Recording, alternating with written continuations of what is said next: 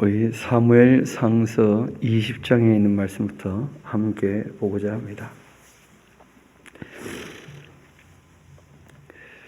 이 사무엘 다음에 사무엘의 아들들이 뇌물을 받아 먹고 하나님께서 통치하시는 것에 실망을 하는 사람들이 있었다는 거예요. 항상 문제는 대리자가 문제죠. 대리자가. 그 중간 사람이 역할을 참 잘 감당하면 좋겠는데 그게 그리 쉽지 않다는 것입니다. 결국 사람들이 이방인들처럼 왕을 요구하게 되어지자 하나님께서 사무엘이 섭섭해하는데 너가 아닌 나를 버린 것이다 하시면서도 하나님 뜻대로 통치해주는 사람이 왕이 된다면 나는 얼마든지 그런 자리에 물러날 수 있다. 그렇게 가지고 이제 사울을 왕으로 세울 때 겸손한 사람이었죠. 그런데 일이 잘 되어지자 또 교만하게 되어서 결국 이제 버림받게 됩니다. 교만이라는 게 딴 게 아니고 하나님께서 그 하나님의 형상으로 사람을 만드셨고 우리는 하나님의 그 피조물인데 창조주 하나님 말씀을 듣지 않고 따르지 않는 것, 이것이 교만이거든요. 딴 게 교만이 아니고. 결국 이제 하나님 말씀에 대해서 가볍게 듣고 대충 행하던 이 사울은 버림받게 되었고, 그리고 이제 하나님이 예선 미리 보시고 정하셨던 그 다윗이라는 인물에게 사무엘이 가서 기름 붓게 하시고, 그리고 이제 다윗이 골리앗을 때려잡아 죽이며 드디어 이제 전개에 입문하게 되어지는데, 그때 사람들이 사울은 천천히고 다윗은 만만이다 이렇게 이제 노래하면서 사울에게 미움받게 되는 거예요. 그 다윗이 미운 짓을 해서 미움받는 것이 아니고 사람들이 이제 다윗과 사울을 비교하니까 사울이 자기 욕심 때문에 또 다윗을 미워하는 것이죠. 이 사람의 삶이라는 게 관계적이고 상대가 있는 것이기 때문에 일방적으로 모든 사람에게 사랑을 받는다, 또 그런 것도 안 되는 것이거든요. 어떤 공식이 있어가지고 이렇게만 살면 어디 가나 사랑받는다, 그렇게 되면 참 좋은데 인생에는 그런 공식이라는 게 전혀 없습니다. 항상 상대를 두고 우리가 더불어 살아가는 것이기 때문에 하나님 앞에서 우리가 바르게 해서 하나님께 사랑을 받고 하나님께 평가를 받아야지, 사람의 평가는 사람의 입장에 따라서 늘 달라질 수 있다는 거예요. 결국 이제 이 다윗이 그 사울의 딸 미갈과 결혼했는데 사울은 그 미갈과 결혼을 빌미로 이제 다윗을 죽이려고 하는 일들이 있었고, 결국 다윗은 망명길에 오를 수밖에 없는 그 입장이 됩니다. 오늘 그 20장에 있는 내용부터 이제 같이 읽어보려고 합니다.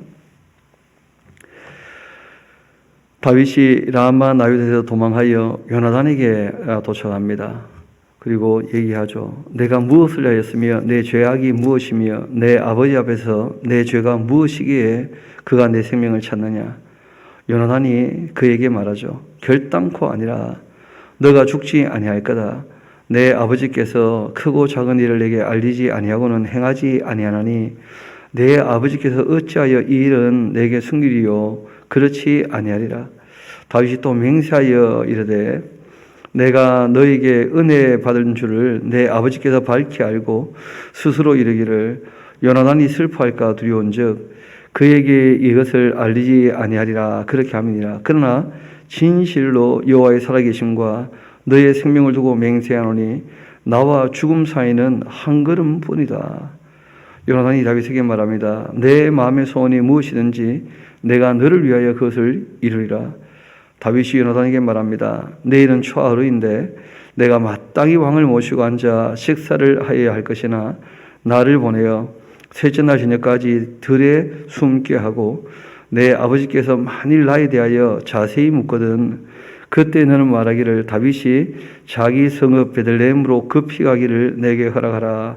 간청하여 싸우니 이는 온 가족을 위하여 거기서 매년 제를 드릴 때가 되면이다. 그렇게 하라.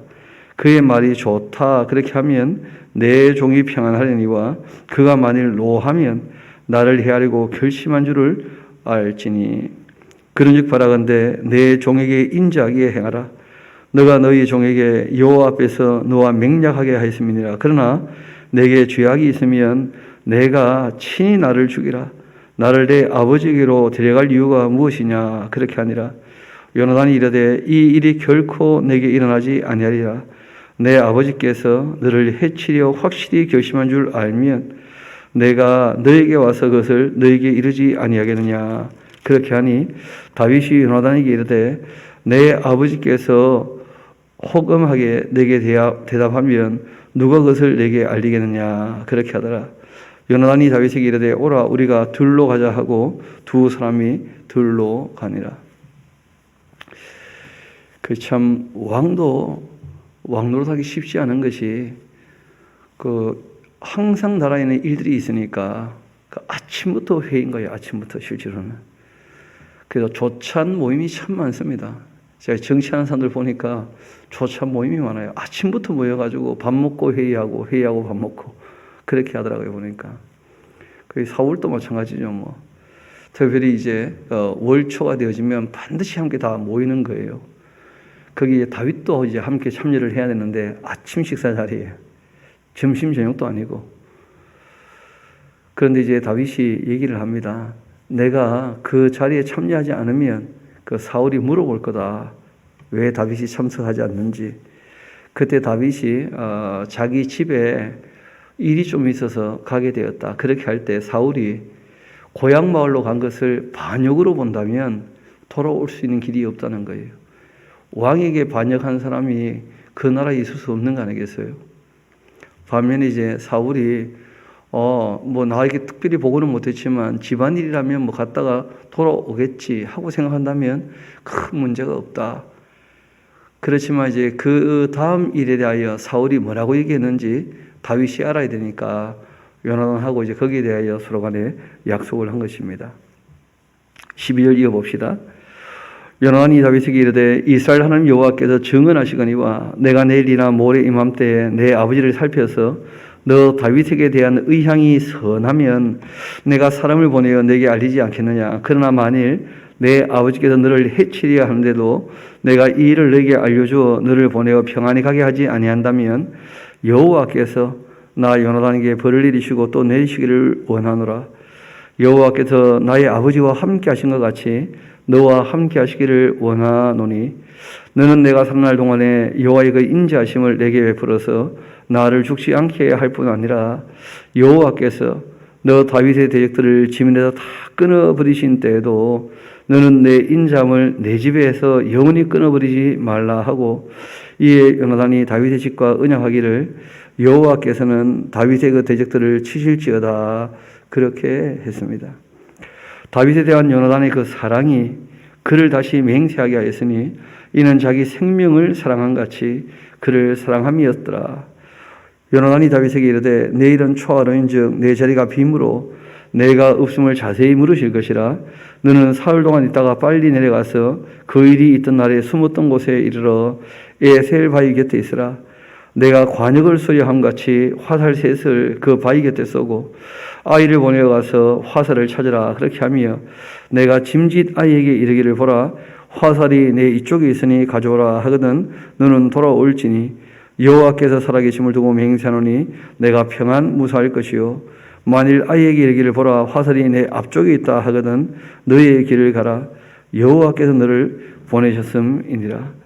너와 내가 말할 때에 말한 일에 대하여는 여호와께서 너와 나 사이에 영원토록 계시느니라. 그렇게 하니라. 다윗이 그렇게 들에 숨어 있고 초하루가 되었습니다. 왕이 앉아 음식을 먹을 때에 왕은 평시와 같이 벽 곁 자기 자리에 앉았고 요나단은 서 있고 아브넬은 사울 곁에 앉아 있고 다윗 자리는 비어 있었습니다.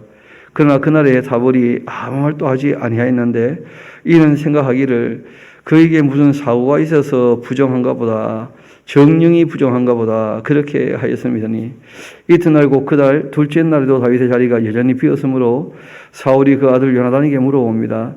이새의 아들이 어찌하여 어제와 오늘 식사에 나오지 아니하였느냐. 그렇게 했더니 요나단이 사울에게 대답합니다.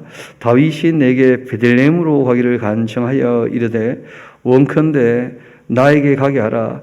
우리 가족이 이 성읍에서 제사할 일이 있으므로 나의 형이 내게 오기를 명령하였으니 내가 너에게 사랑을 받거든 내가 가서 내 형들을 보게 하라. 그렇게 하였으므로 그가 왕의 식사 자리에 오지 아니하였나이다. 그렇게 하니 사울이 요나단에게 화를 내며 그에게 이르되 패역부도한 계집의 소생아, 너가 이새의 아들을 택한 것이 너의 수치와 내 음미의 벌거벗은 수치가 됨을 내가 어찌 알지 못하랴. 이새의 아들이 땅에 사는 동안은 너와 너의 나라가 든든히 서지 못하리라. 그런즉 이제 사람을 보내어 그를 내게로 끌어오라. 그는 죽어야 할 자니라. 그렇게 했다는 거예요. 사울 입장에서는 요나단이 자기 이어 왕이 되어야 될 텐데 그 요나단이 철없이 다윗을 살려주니까 세월이 지나면 누구나 다 다윗이 왕이 될 거라는 걸 알고 있다는 거예요. 그러니까 그 다윗을 죽여야지. 요나단 너가 앞장서서 다윗을 살려주면 어떡하냐 하고 이제 그 한마디 한 것입니다. 반면 요나단은 다윗에게 얘기를 하죠. 너가 왕이 될까 나도 안다. 그러니까 너가 이후에 왕이 되면 우리 집안도 좀 긍휼히 여겨다오 하고 이렇게 얘기하는 입장이거든요. 요나단이. 어떻게 보면 요나단이 참 특별한 사람이에요. 사울은 평범한 사람이라 할 수 있습니다. 자기 다음에 자기 아들이 왕 되기를 당연히 누구나 바라지 않겠습니까? 32절 봅시다. 요나단이 그 아버지 사울에게 대답하여 이르되 그가 죽을 일이 무엇입니까? 무엇을 행하였나이까? 사울이 요나단에게 단창을 던져 죽이려 한지라 요나단이 그 아버지가 다윗을 죽이기로 결심한 줄 알게 됩니다. 심히 노하여 식탁을 떠나고 그 달의 그 둘째 날에는 먹지 아니했는데 이는 그 아버지가 다윗을 욕되게 하였으므로 다윗을 위하여 슬퍼함이었습니다. 아침에 요나단이 작은 아이를 데리고 다윗과 정한 시간에 들로 나가서 아이에게 말하죠. 달려가서 내가 쏘는 화살을 찾아라 그렇게 하고 아이가 달려갈 때에 요나단이 화살을 그 위로 지나치게 쏘았는데 아이가 요나단이 쏜 화살이 있는 곳에 이를 즈음에 요나단이 아이 뒤에 외쳐 이르되 화살이 너희 앞쪽에 있지 아니하냐. 이게 사인이었던 거죠. 그렇죠? 요나단이 아이 뒤에서 또 외치되 지체 말고 빨리 다른 질 하라. 그렇게 했더니 요나단이 그 아이가 화살을 주워가지고 주인에게로 돌아왔는데 그 아이는 아무것도 알지 못하고 요나단과 다윗만 그 일을 알았습니다. 요나단이 그 무기를 아이에게 주고 이르되 이것을 가지고 성읍으로 가라 했고 아이가 가니까 다윗이 곧 바위 남쪽에서 일어나서 땅에 엎드려 그 3번 절을 합니다. 서로 입 맞추고 같이 울고 다윗이 더욱 심히 울었다는 거예요. 이 다윗이 3번 이 절한 이유는 그 요나단과의 작별인 사이기도 하고 아마 그 사울에게 마지막 이해를 갖추는 게 아닌가 그렇게 생각이 됩니다. 그래서 사울은 자기를 버렸지만 자기는 그렇게 하지 않겠다. 그렇게 한 것 같은데 3번 그렇게 절을 했어요. 요나단이 다윗에게 이르되 평안히 가라. 우리 두 사람이 여호와의 이름으로 맹세하여 이르기를 여호와께서 영원히 나와 너 사이에 계시고 내 자손과 내 자손 사이에 계시라. 그렇게 하였느니라 하니 다윗이 일어나 떠나고 요나단은 성읍으로 들어갑니다. 다윗이 이제 그 길로 노브로 갔습니다. 거기는 제사장 아히멜렉에게 이르게 됐는데 아히멜렉이 있는 곳이니까요. 제사장을 제일 먼저 찾아가죠. 아히멜렉이 떨면서 다윗을 영접합니다. 이 정치 세계는 참 지저분하니까 결국은 권력 있는 사람 손에 이제 약한 사람들이 죽을 수밖에 없는 입장이니까 이 분위기 파악을 다 하고 있거든요. 그래서 다윗을 영접할 때 떨면서 영접을 해요. 그에게 이르되 어찌하여 너가 홀로 있고 함께 하는 자가 아무도 없느냐 했더니 다윗이 제사장 아히멜렉에게 말합니다. 왕이 내게 이를 명령하고 이르시기를 내가 너를 보내는 것과 내게 명령한 일은 아무것도 사람에게 알리지 말라 그렇게 하시기로 내가 나의 소년들을 이러이러한 곳으로 오라고 말하였나이다. 그 일종의 거짓말 같은 거죠. 그렇죠? 다윗이 둘러댄 거예요. 무슨 악의를 가진 게 아니고 지금 악한 사람 손에 죽을 위기에 있으니까 그럴 때 이제 둘러대는 것은 그 성경이 크게 문제 삼지 않습니다. 뭔가 기억나실지 모르겠는데 그 바로라는 사람이 시부로하고 부하에게 아기가 태어나면 다 죽이라고 할 때 그때 아기들 안 죽이고 다 살려주면서 거짓말했잖아요. 우리가 가기 전에 이 히브리 여인들은 튼튼해가지고 아기를 그냥 막 놓더라고. 근데 오히려 하나님께서는 그 산파 두 사람에게 더 복을 주셨다 이런 말씀이 있어요. 하나님은 그 생명 살리는 것을 원하시거든요. 살리는 말을 하느냐 죽이는 말을 하느냐, 이런 것이 더 큰 문제가 되는 것이죠. 또 두 명의 정탐관이 왔을 때 그 여리고 기생 라합이라는 여자가 숨겨두고는 나갔다고 이제 거짓말하지 않습니까? 그럴 때 하나님 그 크게 문제 삼지 않으셔요. 그런 것처럼 다윗이 지금 이 악한 사람 사울의 손에서 벗어나서 도망가는 중이기 때문에 자기 생명과 함께하는 이 소년들의 생명을 위하여서 이렇게 말을 둘러댈 때 그건 크게 문제 삼지 않습니다. 그 9번째 계명에 거짓 증거하지 말라 할 때 그 말씀은 말 그대로 법정에 서서 누군가 억울하게 만들지 말라, 그런 뜻이거든요. 실제로 다윗이 이렇게 둘러댄다라고 하는 것, 아히멜렉이 그거 눈치 못 채겠습니까? 다 어른인데. 근데 다윗이 오히려 배려해 주는 거예요. 이후에 사울이 찾아왔을 때 다윗이 이런 얘기를 해서 우리는 그런 줄 알고 영접을 했다. 왕의 심부름인 줄 알고. 뭐 그러면 오히려 이제 살 길이 열리는 것이니까. 그러니까 뭐 다윗도 다윗대로 그렇게 아주 정치적인 얘기를 하는 것이고, 아히멜렉도 아히멜렉대로 아주 정치적으로 그렇게 받아들이고는 다윗을 살려주는 그런 장면들입니다. 참 사울이 약하지 않으면 이런 일이 또 없었을 텐데, 그렇죠? 이어봅시다. 이제 당신의 수중에 무엇이 있나이까? 떳다섯 떡이나 무엇이나 있는 대로 내게 주어서 그렇게 하니 제사장이 다윗에게 대하여 이르되 보통 떡은 내 수중에 없으나 거룩한 떡은 있나니 그 소년들이 여자를 가까이만 하지 아니했다면 주리라. 그렇게 합니다. 다윗이 제사장에게 대하여 이르되 우리가 참으로 3일 동안이나 여자를 가까이 하지 아니하였나이다.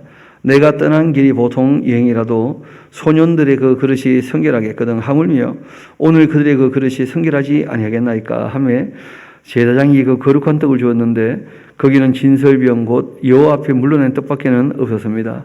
이 떡은 더운 떡을 드리는 날에 물려낸 것이었고 그날 사울의 신하한 사람이 여호와 앞에 머물러 있었는데 그는 도액이라 이름하는 에돔 사람이고 사울의 목자장이었습니다. 이 뭐 소나 양을 잘 치는 사람 같은데 동물에 대해서 뭐 잘 아는 사람이죠. 도액이라는 사람. 근데 문제는 이 사람이 이제 이 일을 사울에게 고발을 하는 거예요. 다윗이 아히멜렉에게 이르되 여기 당신의 그 수중에 창이나 칼이 없나이까? 왕의 그 일이 급함으로 내가 내 칼과 창을 가지지 못하였나이다. 제사장이 이르되 내가 엘라 골짜기에서 죽인 블레셋 사람 골리앗의 칼이 보자기에 쌓여서 에봇 뒤에 있으니까 너가 그것을 가지려거든 가지라. 여기는 그것밖에 다른 것이 없느니라. 그렇게 하는지라. 다윗이 이르되 그 같은 것이 또 없나니 내게 주소서. 그렇게 했습니다. 그날 다윗이 사울을 두려워하여 일어나 도망해서 가드왕 또 아기스에게로 갑니다. 아기스의 신하들이 아기스에게 말하죠. 이는 그 땅 왕 다윗이 아닙니까? 그 주변 모든 나라도 다윗이 곧 왕이 될 거라다 다 그렇게 얘기하는 분위기였습니다. 무리가 춤추며 이 사람의 일을 노래하여 이르되 사울이 죽인 자는 천천히요 다윗은 만만입니다. 그렇게 하지 아니하였나이까? 다윗이 자기가 지금 나이가 20밖에 안 됐기 때문에 그 블레셋의 아기스가 자기를 알겠는가 그런 생각하고 이제 아기스에게로 도망간 것이거든요. 그 소년들이 몇 명 있으니까 이제 그 용병으로도 뭐 아르바이트 하듯이 그렇게 용병으로 먹고 살려고 이제 글로 도망간 거예요. 그런데 막상 가보니까 분위기가 전혀 그렇지 않았던 거예요. 다윗은 온 세상이 다 알고 있었고 이스라엘의 왕이 될 사람이라고 다 인정하는 그런 인물이 되어 있다는 것을 본인은 잘 몰랐었어요. 그래서 다윗이 큰일 났구나 싶었던 거죠. 다윗이 이 말을 그 마음에 두고 가드왕 아기스를 심히 두려워하게 됩니다. 그들 앞에서 그 행동이 변하여 막 미친 채 하고 대문짝을 끄적거리며 침을 수염에 흘리고 아기스가 신하에게 말하죠. 너희도 보거니와 이 사람이 미치광이로다. 어찌하여 그를 내게로 데려왔느냐? 내게 미치광이가 부족하여서 너희가 이 자를 데려다가 내 앞에 미친 짓을 하게 하느냐? 이 자가 어찌 내 집에 들어오겠느냐? 그런 얘기를 했다는 겁니다. 여러분, 이런 큰 위기 가운데 다윗이 자기 목숨을 건지고 난 이후 하나님께 기도했던, 어떻게 보면 생명을 건지고 난 다음에 찬양했던 그 찬양이 있는데 우리 한번 시편 34편 같이 한번 가봅시다. 시편 34편입니다.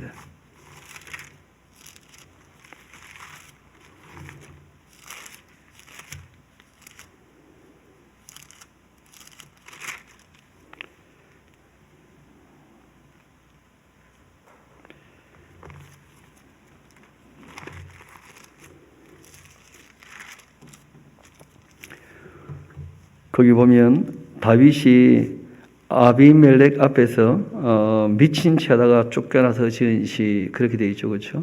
시편 34편을 보면 이 아히멜렉이란 말은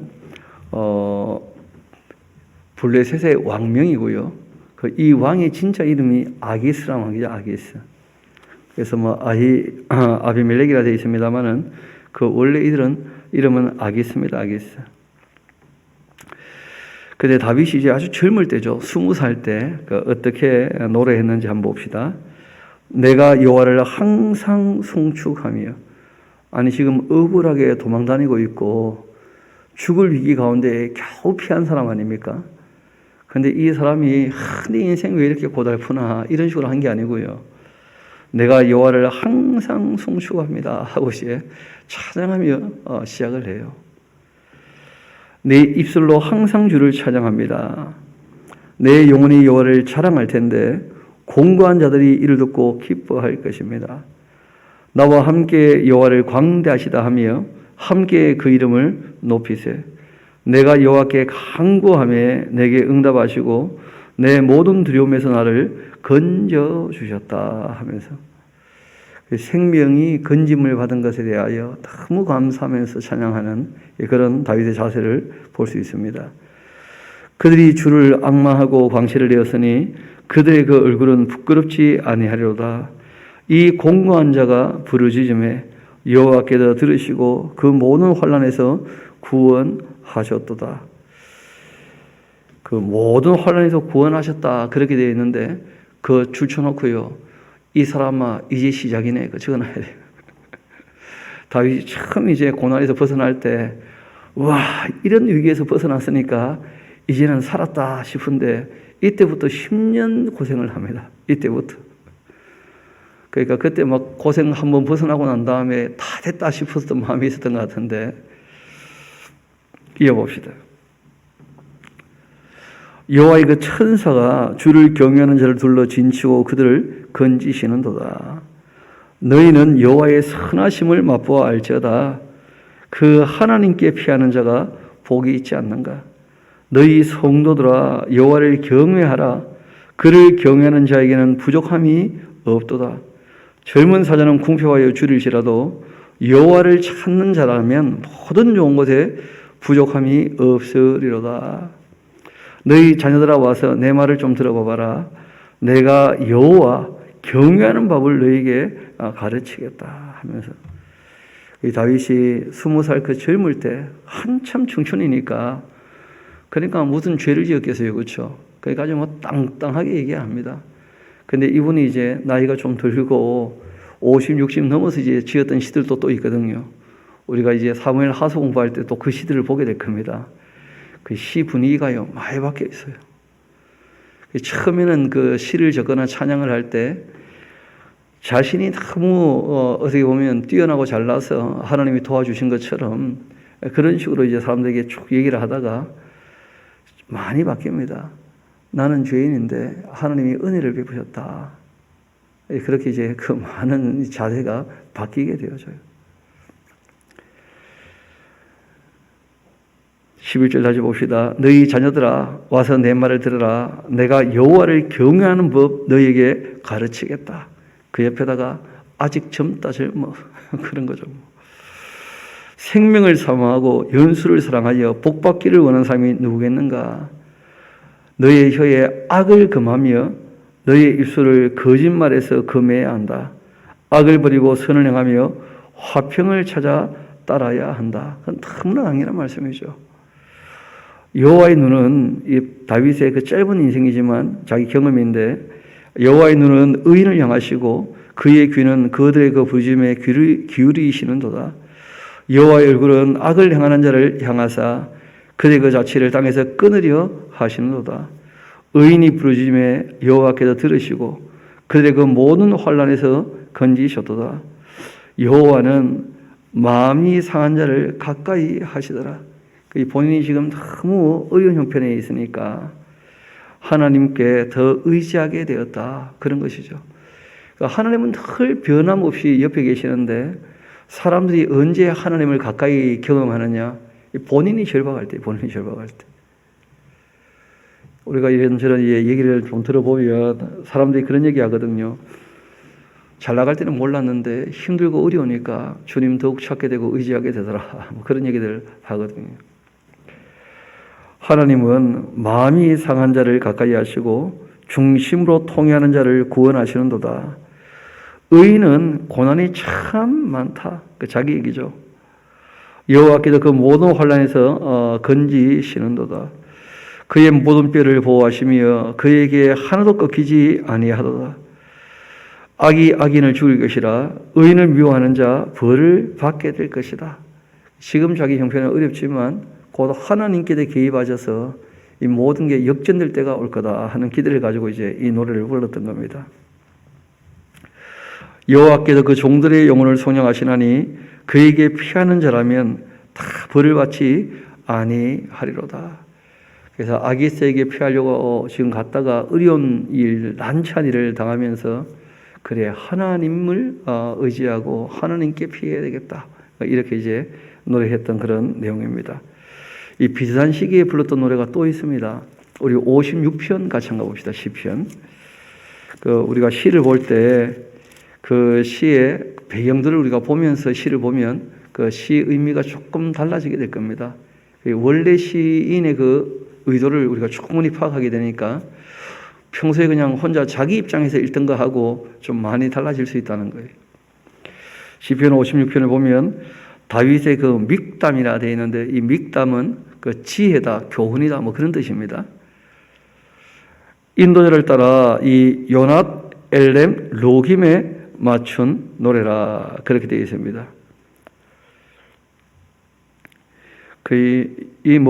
요낫 엘렘 로김 하니까 무슨 말인지 잘 모르겠죠. 비둘기가 멀리 날아갔다 그런 얘기인데 그 곡조 이름이기도 합니다. 자기가 지금 떠돌고 있는 그 형편에 있어서 참 어려운 처지에 있다. 구슬픈 곡조예요. 비둘기가 멀리 날아갔고 잠잠할 수밖에 없는 그런 입장, 구슬픈 곡조인데 다윗이 가드에서 아니하달까 블레셋 사람들에게 잡혔을 때 그때 이제 불렀던 노래죠. 지금 까딱 잘못하면 죽게 생긴 거예요.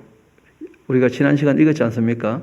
그 미가라고 결혼하고 싶은 마음에 사울이 그 남자들 블레셋 사람 양피를 100개 배우라고 했는데 다윗이 무려 200개를 배워온 적이 있지 않습니까? 그러니까 블레셋 사람들하고 철천지 원수가 되어 있거든요. 근데 다윗은 아직 나이가 어려서 잘 몰랐던 거예요. 그런 분위기를. 그런데 지금 이제 아기스에게 용병으로 살려고 들어갔다가 이제 거기 지금 잡혀있는 입장이고 아기스가 풀어주지 않으면 도무지 이제 벗어날 수 없는 그런 입장에 있을 때 그 미친 채 하다가 이제 풀려나게 되어지는데 그때 이제 그 잡혔을 때 불렀던 노래입니다. 하나님이여 내게 은혜를 베푸소서. 사람이 나를 삼키려고 종일 치며 압제하고 있습니다. 내 원수가 종일 나를 삼키려 하며 나를 교만하게 치는 자들이 많다는 거예요. 많다는 거예요. 다윗이 자기를 힘들고 어렵게 하는 사람들이 주변에 너무 많다는 거예요. 자기 나라에서는 사울에게 아바는 모든 사람이 자기를 죽이려고 하고 지금 이제 여기저기 다녀보는 중에 이제 드디어 그 블레셋 사람들 댁에 왔는데 다윗이 늘 블레셋과 전쟁했지 않습니까? 그러다 보니까 블레셋 사람들 전부가 다 다윗의 원수인 거예요. 알고 보니까 너무 많다는 거예요. 나를 교만하게 치는 자들이 많사오니 내가 두려워하는 날에는 내가 의지할 것이 주님 이외에 없다는 거예요. 알고 보니까 사람의 도움이라는 것은 다 한계가 있는 것이고 주님을 의지할 수밖에 없다. 그렇게 얘기를 합니다. 내가 두려워하는 날 내가 주를 의지하리이다. 내가 하나님을 의지하고 그 말씀을 찬송하올지라. 내가 하나님을 의지하였은즉 두려워하지 아니하리니 혈육을 가진 사람이 내게 어찌하리이까. 하나님 말씀대로 내가 산다면 하나님께서 말씀하신 대로 죽음 이후의 삶도 하나님께서 책임지실 것이니까 이 사람이 이 땅에 일생이 다가 아니거든요. 당연히 영생으로 이어지는 것이니까 그래서 이 세상에 어떤 억울한 일을 당해도 하나님을 의지한다면 주님 말씀을 따라 살 것이다, 끝까지. 이게 이제 다윗의 결단 같은 것이고 기도하는 자세였죠. 그러면서 이분이 자기의 억울함을 토로하죠. 그 사람들이 다윗의 말을요 늘 곡해하더라는 거예요. 고지고대로 말을 듣지 않고 나를 치는 그들의 그 모든 생각은 사악하더라는 거죠. 그들이 내 생명을 엿보던 것과 같이 또 모여 숨어 내 발자취를 지켜보나이다. 그들은 악을 행하고야 안전하오리까 하나님이여 분노하셔서 무엇 백성을 낮춰 주십시오. 그 악한 자들이 왜 저렇게 왕성합니까? 하나님이 저 보고 계실 테니까 분노하심으로 그 악한 자들을 좀 치셔야 되지 않습니까? 나의 이 유리함을 주께서 계수하셨사오니 나의 눈물을 주의 병에 담아 주십시오. 다윗이 떠들면서 편했던 날이 하루도 없었던 것 같아요. 그렇죠? 그 눈물을 눈물병에 담아 주시라. 눈물병 하는 것은 우리가 참 익숙하지 않은 것인데 이 중근동 지역에 특별히 이제 남자의 눈물은 좀 무게가 있다 그러지 않습니까? 남자는 태어나서 뭐 3번 운다 그런 말도 있는데 이 동양 정서는 대부분 다 그 비슷했던 것 같아요. 그래서 이쪽 지역에도 남자들이 눈물을 흘릴 때 보통 분노에 차서 눈물을 흘리게 돼요. 그래서 이제 그 눈물, 억울해서 흘리는 그 눈물을 이제 병에다 담아놓고 항상 뭘 생각합니까? 내 눈에 이 눈물 흘리게 한 놈, 내가 반드시 피눈물을 흘리게 해주겠다 하고 이제 원수 갚겠다고 했다. 그걸 담아놓는 거거든요. 병에다가. 나의 유리함을 주께서 계수하셨사오니 나의 눈물을 주의 병에 담으소서. 이것이 다 주의 책에 기록되지 아니하였나이까. 달리 표현하면 나의 억울함을 하나님 다 아실 터인데 내가 그 억울함을 다 풀고 나를 기록했던 놈들 다 한번 진멸해버리고 싶습니다. 그러니까 확실히 이제 이런 시들 보면 젊을 때 불렀던 노래가 확실하다 싶어요. 이어봅시다. 그러니까 항상 자기는 옳았던 거죠. 젊으니까 뭐 아직까지. 내가 아뢰는 날에 내 원수들이 물러가리니 이것으로 하나님이 내 편이심을 내가 아나이다. 그 어린이가 이런 표현을 하는 거예요. 아, 내가 정말 주님 편에 서 있나 이런 고백을 해야 될 텐데 자기가 늘 옳으니까 하나님이 내 편 되지 않는가 그런 얘기를 합니다. 여러분 이런 다윗이었기 때문에 그 이후의 일을 우리가 잘 알잖아요. 우리아의 아내 이 바세바를 취하고 우리아를 죽였던 자기의 이 실체를 알게 되었을 때 그때 나는 악인이구나, 나는 죄인이구나, 엄마가 모태에서 죄 중에 나를 낳았구나, 나는 죄 덩어리구나 이런 걸 이제 나중에 또 고백하게 되어져요. 누구 말대로 태양이 가까이 가면 그림자가 더 짙어지는 것처럼 하나님을 더 바르게 알게 되어지면 자기 스스로 의롭다 생각을 못하게 된다는 거예요. 점점점. 이어봅시다. 여하튼 뭐 젊은 시인의 그 노래이기는 합니다만은 그 신앙적 자세는 우리가 참 부여할 만한 그런 자세입니다. 이어봅시다.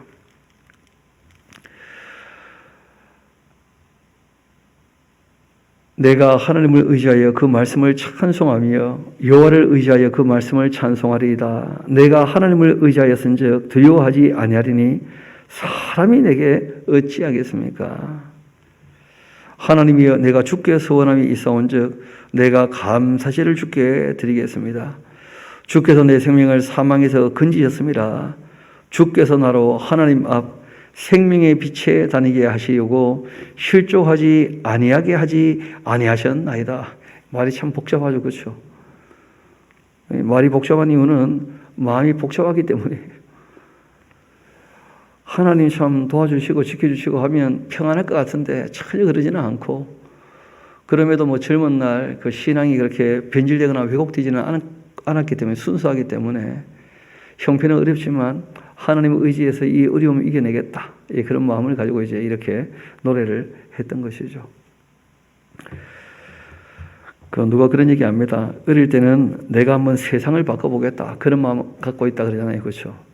그러다 점점 나이 들면서 세상이 문제가 아니고 내가 문제구나, 내가. 내가 참 바뀌어야 된다. 그런 얘기를 늘 한다 그러는데, 다윗의 젊을 때 시와 함께 또 우리가 점점점 역사를 배우면서 다윗이 나이 많아질 때 불렀던 노래들도 또 보게 될 겁니다. 우리 다시 이제 사무엘상서 22장으로 우리 한번 돌아와 봅시다. 그러므로 다윗이 곳을 떠나 이 아들람굴로 이제 도망하게 됩니다. 왜냐하면 그 다윗이 미친 채 하면서 대문짝을 끄적거리며 막 침을 수염에 흘리고 하니까 아기스가 이 미친놈 아니냐, 이 미친놈을 왜 내게 데리고 왔느냐 해가지고 겨우 다윗이 그 위기를 모면하게 되었거든요. 다윗이라는 인물은 노래도 잘하고 연기도 너무 잘해요. 연기도. 진짜 뭐 정치인 되기에 딱 적합한 사람이에요. 마음은 순수하고 선은 참 굵고, 그리고 자기와 함께 있는 사람들을 늘 생각해주고, 어떻게 보면 탁월한 정신이었어요. 이 다윗이라는 인물이. 그리고 이제 이 사람이 드디어 이 블레셋 사람들에게 붙어 살려고 하다가 거기도 도망쳐서 이 아둘람 굴로 도망하게 됩니다.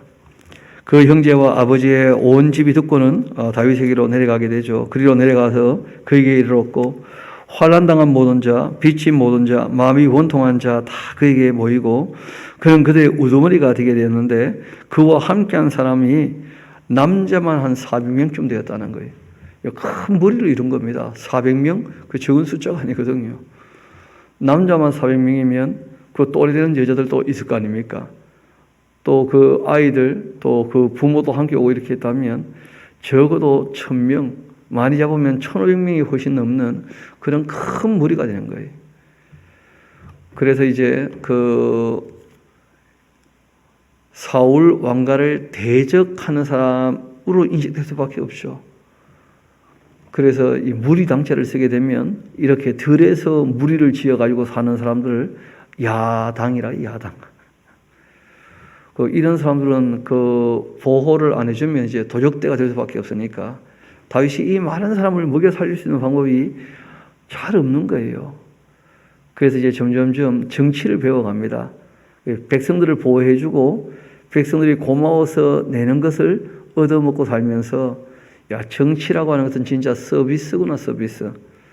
그 백성들을 생명을 지켜주고 재산을 보호해줌으로써 그 백성들에게 세금 받아가지고 사는 것이 이 정치인의 그 삶이거든요. 다윗이 그런 정치를 이제 몸소 확실하게 이제 배우게 됩니다. 문제는 이제 그 400명이 모여올 때였었는데, 이어봅시다. 다윗이 거기서 또 모압 미스베로, 도무지 이 사람들을 어떻게 챙길 수 있는 입장이 못 되니까 자기를 도와줄 만한 사람을 생각해 봤는데, 뭐 연고가 있어야죠. 유다 지파 사람들도 안 되는 것이고, 고향 마을에 있는 친척들은 다 다윗에게 왔고, 그러니까 다윗이 이렇게 헤집어 보니까 모압 땅에 자기 증조 할머니 계셨다는 거야. 누구냐 하면 바로 룻이죠, 룻. 룻이 계셨다니까. 모압 여인이었잖아요. 그러니까 그걸 연줄로 해가지고 모압 땅에 가면 무슨 도움 받지 않겠나. 왜냐하면 한 1000명쯤 되는 사람을 거느리고 군사만 400명이니까 용병으로 살 수 있다. 이렇게 봤던 것 같아요, 보니까. 그래서 모압 미스베로 가서 모압 왕에게 이제 이르게 됩니다.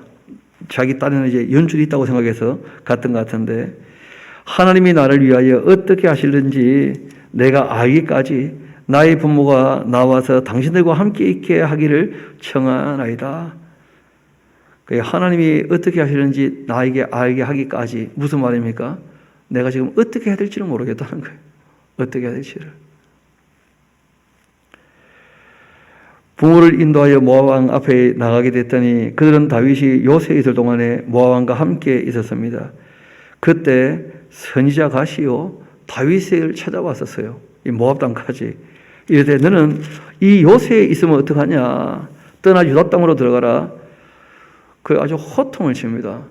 그 이유는 나중에 이 이스라엘 왕이 될 사람인데 그 율법에 암몬이랑 모압에 가지 말라고 하셨거든요. 나중에 청문회할 때 큰 문제 안 되겠습니까? 그래. 그러니까 너 그 정치하는 사람들 그렇게 문제 있을 만한, 야, 이 있으면 안 된다 해가지고 같이 호통을 치고 야단을 쳤더니 다윗이 바로 알아듣고 이제 떠날 수밖에 없었어요. 그래서 다윗이 떠나 헤레스포에 이르게 되는데, 사울이 다윗과 그 함께 있는 사람들이 나타났다함을 들었고 그때 사울이 기브와 높은 곳에서 손에 단창을 들고 에셀나무 아래에 앉았고 모든 신하들은 그를 곁에 섰는데 사울이 곁에 선 신하들에게 말합니다. 너희 베냐민 사람들아 들으라. 이 세 아들이 너희에게 각기 밭과 포도원을 주며 너희를 천부장 백부장으로 삼겠냐. 너희가 다 공부하여 나를 대적하며 내 아들이 이 세 아들과 맹약하였으되 나에게 고발하는 자가 하나도 없고 나를 위하여 슬퍼하거나 내 아들이 내 신하를 선동하여 오늘이라도 매복하였다가 나를 치리하는 것을 내게 알리는 자가 하나도 없도다. 그렇게 했더니 그때 에돔 사람 도액이요 사울의 신하 중에 서 있다가 대답합니다. 이르되 이 세 아들이 이 노베에 와서 아히두베의 아들 아히멜렉이 이런 것을 내가 보았나이다. 아히멜렉이 그를 위하여 여호와께 묻고 그에게 음식도 주고 블레 사람의 골리앗의 칼도 줍디다 하면서 왕이 사람을 보내어 아히두베의 아들 제사장 아히멜렉과 그 아버지의 온 집 곧 이 노베에 있는 제장들을 부르며 그들이 다 왕께 이릅니다. 사울이 말하죠. 너희 아히두베의 아들아 들어봐라. 대답하되 내 주여 내가 여기 있나이다. 사울이 그들에게 이르되 너가 어찌하여서 이 세 아들과 공모하여 나를 대적하여 그에게 떡과 칼을 주고 그를 위하여 하나님께 물어서 그에게 오늘이라도 매복하였다가 나를 치게 하려 하였느냐. 그렇게 하니 아히멜렉이 왕에게 대답하여 이르되 왕의 모든 신하 중에 다윗같이 충실한 자가 누구인지요. 그는 왕의 사위도 되고 왕의 호위대장도 되고 왕실의 존귀한 자가 아닙니까? 내가 그를 위하여 하나님께 물은 것은 오늘이 처음이 아니지 않습니까? 결단코 그렇지 않습니다. 원컨대 왕은 종과 종의 그 아비의 온 집에 아무것도 돌리지 마옵소서. 왕의 종은 이 모든 크고 작은 일에 관하여 아는 것이 없다는 거예요. 하나도. 그러니까 자신이 사울이 다윗을 죽이려고 했는데 그 왕을 배신했다. 전혀 그런 거 아닙니다. 왕이 알지 않습니까? 다윗이 늘 하나님께 묻고 블레셋과의 전쟁에 나가서 싸워서 늘 승리해 왔고 늘 그렇게 하듯이 다윗이 그 왕의 신분을 온다 그래가지고 내가 늘 했던 것처럼 하나님께 물어본 것 뿐이지 우리가 왕을 배신할 마음 전혀 없는 거라고 그렇게 이제 아히멜렉이 얘기를 합니다. 이어 말하죠. 14절 다시 한번 봅시다. 아히멜렉이 왕에게 대하여 이르되 왕의 모든 신하 중 다윗같이 충실한 자가 누굽니까? 그는 왕의 사위이기도 하고 왕의 그 호위대장도 되고 왕의 행실의 존귀한 자가 아닙니까?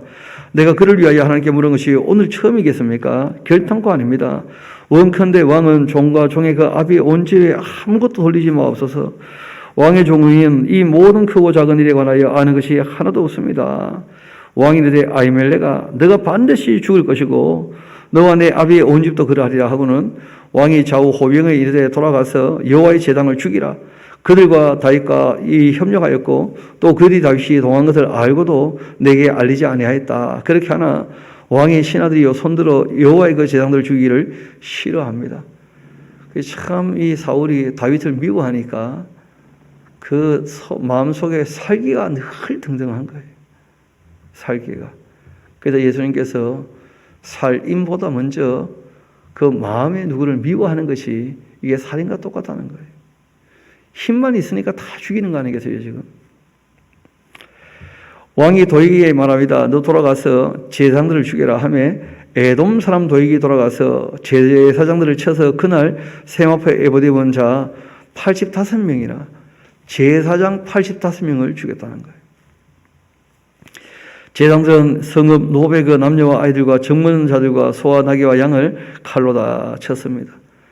사울에게 왔다고 돌아갈 때는 사울의 신하들이 제사장이니까 차마 손을 못 댔는데 노브로 돌아갔을 때 이 사울이 그 도액이라는 사람을 불러가지고 짐승도 잘 치고 짐승 잘 죽이니까 사람도 가서 죽여라 해가지고 제사장들을 다 죽이게 한 거예요. 그렇게 되자 이제 아히두베의 아들 아히멜렉의 그 아들 중 하나가 피하게 되는데 그 이름은 아비아달입니다. 나중에 이제 다윗의 제사장이 되는 인물이죠. 그가 도망하여 다윗에게 가서 사울이 여호와의 그 제사장들을 죽인 일을 다윗에게 다 알리게 되고 다윗이 아비아달에게 이르되 그날 에돔 사람 도액이 거기 있기로 그가 반드시 사울에게 말할 줄 내가 알았노라. 내 아버지 집의 모든 사람 죽은 것이 나의 탓이다. 여러분 지금 다윗이 이때 나이가 20살에 그러지 않았습니까? 자기에게 호의를 베풀었던 그 제사장들이 자기 때문에 85명이나 죽었다는 거예요. 사울이 악해서 죽였지만 그 아들 이 아비아달이 와서 그 얘기를 했을 때 다윗이 그 말을 듣고 마음이 얼마나 무거웠겠는가. 그 어깨에 짊어지는 짐이 너무 무겁지 않는가 싶어요. 실수도 아니었는데 어떻게 보면 그 정말 호의를 얻었던 거 아닙니까? 떡도 얻어먹었고 칼도 하나 받아쥐고 이제 거기에서 노땅에서 나오게 되었던 것인데 그 일이 빌미가 되어서 85명이나 제사장이 죽었다고 하는 얘기를 아비아달이 와서 전해줬을 때 그 다윗의 마음이 어떻겠냐는 거예요. 나이는 20인데. 다윗은 이런 일들을 겪으면서 더 이상 사적인 어떤 자기의 행복을 추구하지 않게 되는 것 같아요. 보니까 너무 자기가 할 일이 중차대하고 너무 많은 사람의 그 인생을 어깨에 짊어지고 이제 살게 되는 것이죠. 그리고 이제 아비아달에게 말합니다. 두려워하지 말고 나에게 있으라. 내 생명을 찾는 자가 너의 생명도 찾는 자 아니냐.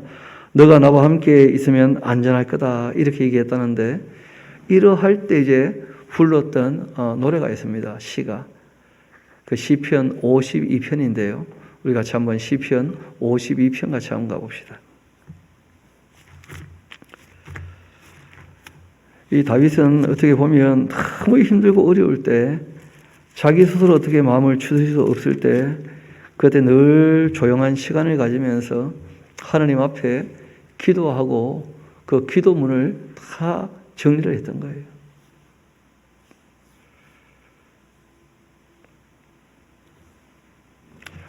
(52편) 보면 이렇게 되어 있죠. 다윗의 그 마스길 그렇게 되어 있는데 교훈시라 그런 것입니다.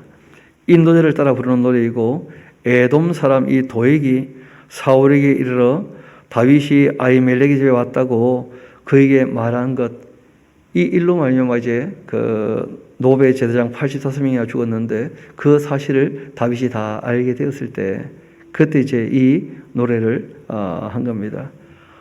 포악한 자여, 너가 어찌하여서 악한 계획을 스스로 자랑하는가? 하나님의 그 인자하심은 항상 있도다. 너희 혀가 심한 악을 꾀하여 날카로운 삭도같이 간사를 행하는도다. 너가 선보다 악을 사랑하며 의를 말함보다 거짓을 사랑하는도다. 간사한 혀여, 너는 남을 해치는 모든 말을 좋아하는구나.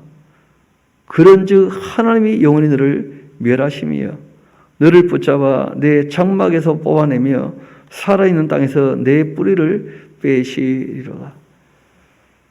참 악한 사람이 득세하고 있는 것을 보고 있는데 내 힘으로 어찌할 수도 없는 거예요. 지금 다윗이 봤을 때 본인은 지금 공의와 정의로 충만한 사람 아닙니까? 나이가 20살인데 그런데 뭐 손에 힘이 없잖아요.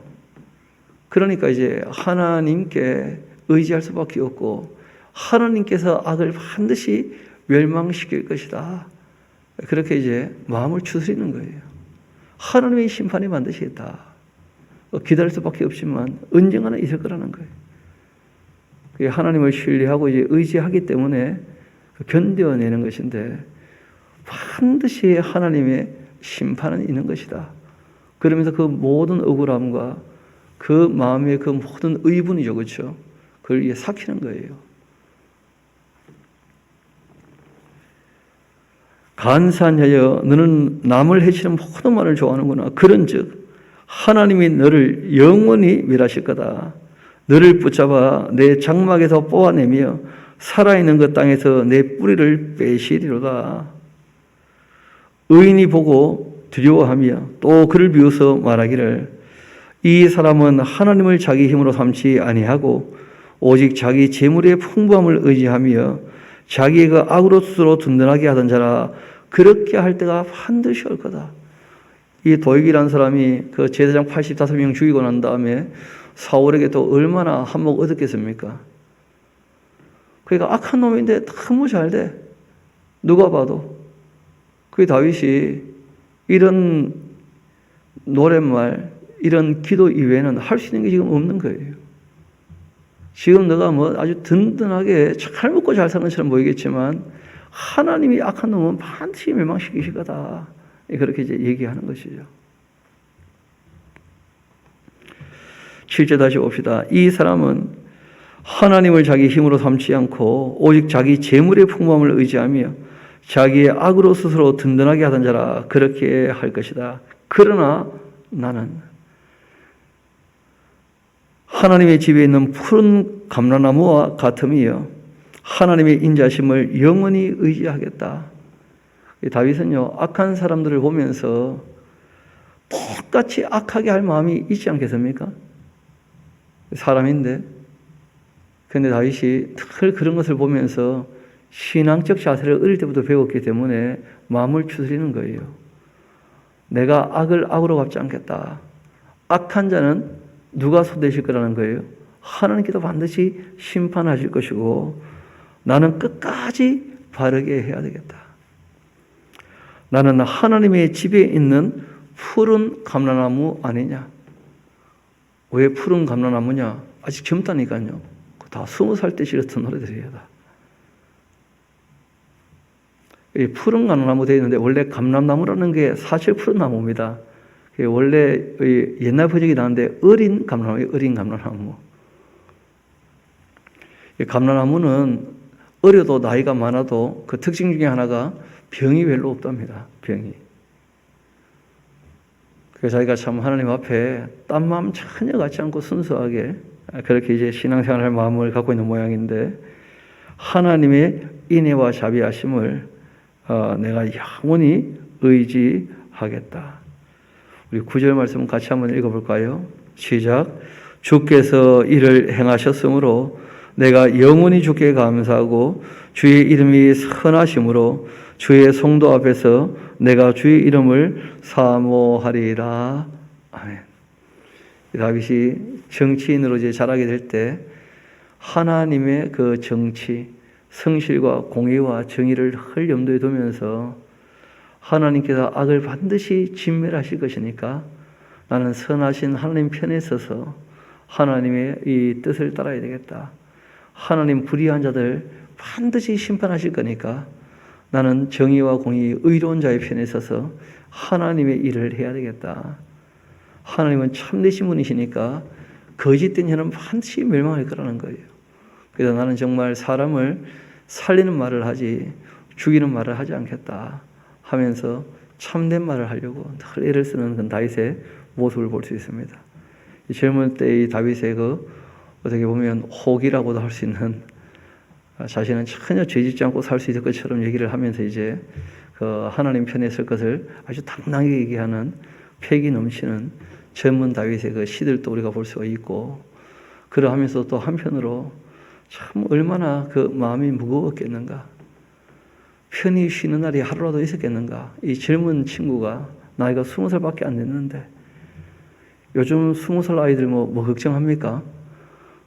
뭐 요즘에 재미있는 오락게임 뭐 나왔나 뭐 이런 것이 애들 고민하고 뭐 아니면 먹고 살 길이 요즘에 어떻게 열리는가 뭐 이런 거 고민하고 하지. 자기 때문에 85명이 죽었는데 내가 이걸 끌어안고 어떻게 이 나라를 위하여 내가 헌신하고 희생하여서 이 나라를 새롭게 할 것인가. 그런 고민하는 사람들은 요즘 그리 많지 않잖아요. 그렇죠? 다윗이라는 사람이 어릴 때부터 이제 그렇게 훈련되어서 어떻게 보면 그 민족을 위하여 그 국가를 위해서 역할을 감당했던 그런 인물이기도 한데 이렇게 다윗의 행보를 이제 우리가 한 며칠에 걸쳐서도 쭉 살펴보게 될 것입니다. 오늘은 금요일이죠. 그러면 우리가 다음 주 화요일 날 만나게 될 텐데 그때까지 다윗의 그 인생에 대하여 조금 생각도 해보시고 다윗의 삶과 자기의 삶을 좀 같이 비춰보면서 나는 정말 하나님 마음에 합한 사람으로 살아가는가 하는 것도 다시 한번 생각해 볼 수 있는 그런 좋은 계기가 되면 좋겠습니다. 우리 조용히 기도하도록 하시겠습니다.